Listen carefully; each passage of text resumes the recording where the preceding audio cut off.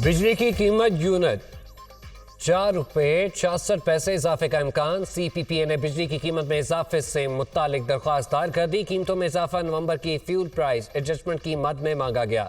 NEPRA authority दरख्वास्त पर 27 दिसंबर को समाअत करेगी। मंजूरी हुई तो सार्फिन पर 40 अरब रुपए से जायद का बोझ पड़ेगा। लाहौर हाईकोर्ट ने कसूर वीडियो स्कैंडल के मुल्जिमान बरी करने का तहरीरी हुक्मनामा जारी कर दिया।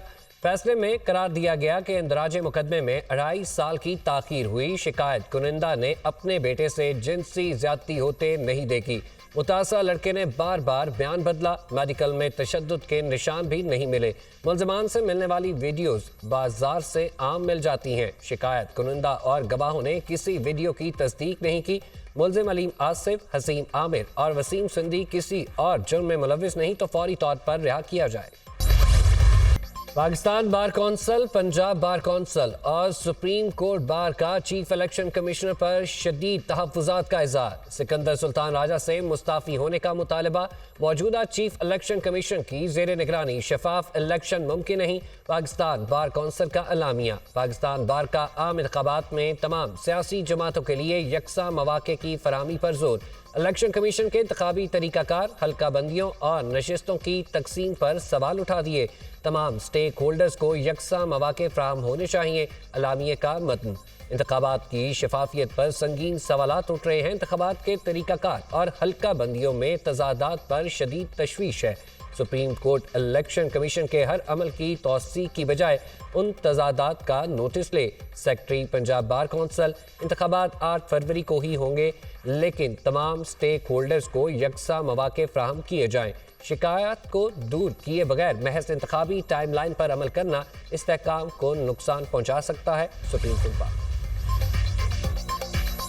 लाहौर बार एसोसिएशन ने मुल्क में बरवक्त इंतखाबात यकीनी बनाने का मुतालबा कर दिया। चीफ इलेक्शन कमिश्नर की तब्दीली और दीगर अफवाहों के जरिए इंतखाबात के इल्तवा की खबरें मुल्क के खिलाफ संगीन साजिश है। 8 फरवरी को मुनसिफाना और गैर जानिबदाराना अंदाज में इलेक्शन कराया जाए। तमाम स्टेक होल्डर्स को इंतखाबात में हिस्सा लेने के लिए यकसा मौक़े दिए जाएं। लाहौर बार एसोसिएशन का एलामिया।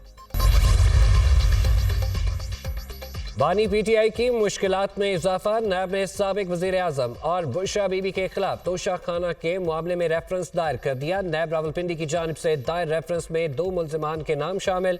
रेफरेंस के अहम नुकात भी सामने आ गए। वज़ारत उज़्मा के दौरान बानी चेयरमैन PTI और बुशरा बीबी को 108 तहफ़ मिले, जिनमें से 58 तहफ़ मुल्जिमान ने रख लिए। तहफ़ कम मालियत जाहिर करके रखे गए। सऊदी वली अहद से मिलने वाला ज्वेलरी सेट भी कम मालियत पर हासिल किया। बुशरा बीबी ने सऊदी वली अहद से मिलने वाला एक ज्वेलरी सेट तोशा खाने में जमा नहीं करवाया। मुल्जिमान तहफ़ को तोशा खाना में जमा कराने के पाबंद थे। रेफरेंस का मतन। एहतसाब अदालत के रजिस्ट्रार ऑफिस ने रेफरेंस की जांच पड़ताल शुरू कर दी।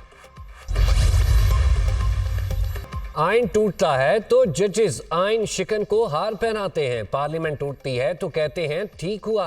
कहा गया नवाज शरीफ और मरियम नवाज को जेल से बाहर नहीं आना चाहिए, वरना हमारी 2 साल की मेहनत जाया हो जाएगी। पता तो चले कि वो 2 साल की मेहनत क्या थी। 2018 के इंतखाबात में इंजीनियरिंग की गई 4 वोटों की बर्तरी से सिलेक्टेड को वजीर आजम बनाया गया। उन्हें अल्लाह का खौफ नहीं, रियासत मदीना कहते थे और करते क्या थे। तब्दीली के नाम पर बद तहजीबी और बदतमीजी का कल्चर दिया गया। भारत या अमेरिका ने नहीं, हमने अपने पांव पर खुद कुल्हाड़ी मारी।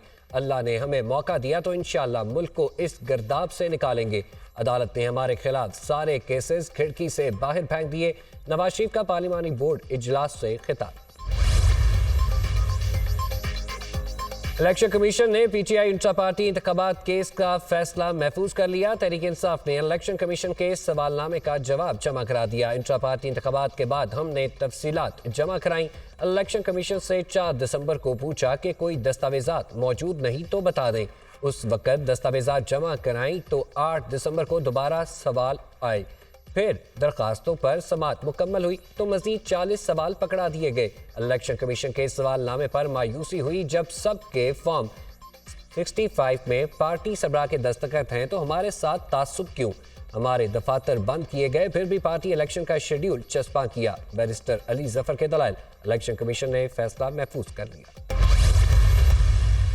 यकीन है बल्ले का निशान मिल जाएगा, वरना प्लान बी और सी तैयार है। जो भी फैसला है जल्द होना चाहिए। इंतखाबी शेड्यूल जारी हो चुका, उम्मीद करते हैं इलेक्शन कमीशन जल्द अच्छा फैसला देगा। ईसीपी को तमाम सवालों के जवाबात दे दिए। Chairman PTI barrister Gauhar Khan की इलेक्शन कमीशन के बाहर मीडिया से गुफ्तगू। इलेक्शन कमीशन ने आहत चीमा को ओहदे से हटाने का हुक्म दे दिया। आहत चीमा को फौरी तौर पर मशीर के ओहदे से अलग किया जाए। आहत चीमा गुज़िश्ता काबीना का भी हिस्सा रहे, इंतखाबात पर असरअंदाज हो सकते हैं। इलेक्शन कमीशन का फैसला। इलेक्शन कमीशन किसी के दबाव या ब्लैकमेलिंग में नहीं आएगा। कमीशन किसी भी मखसूस शख्सियत के लिए इजाफी नशिस्त बनाने से माजूरी जाहिर करता है। तर्जुमान इलेक्शन कमीशन की चीफ इलेक्शन कमिश्नर के जिला में इजाफी नशिस्त पैदा करने से मुतालिक खबर की तरदीद अपने बयान में कहा कि चीफ इलेक्शन कमिश्नर का बाई हल्का NA82 जिला सरगोदा है। इस जिला में कोई इजाफी नशिस्त पैदा नहीं की गई। तौहीन इलेक्शन कमीशन केस बानी पीटीआई और फवाद चौधरी पर फर्द जुर्म आयद ना हो सकी। फवाद चौधरी की जानिब से तौहीन इलेक्शन कमीशन केस में ओपन ट्रायल की इस्तदा मकामी और इंटरनेशनल मीडिया के बगैर ट्रायल काबिल एतराज़ है।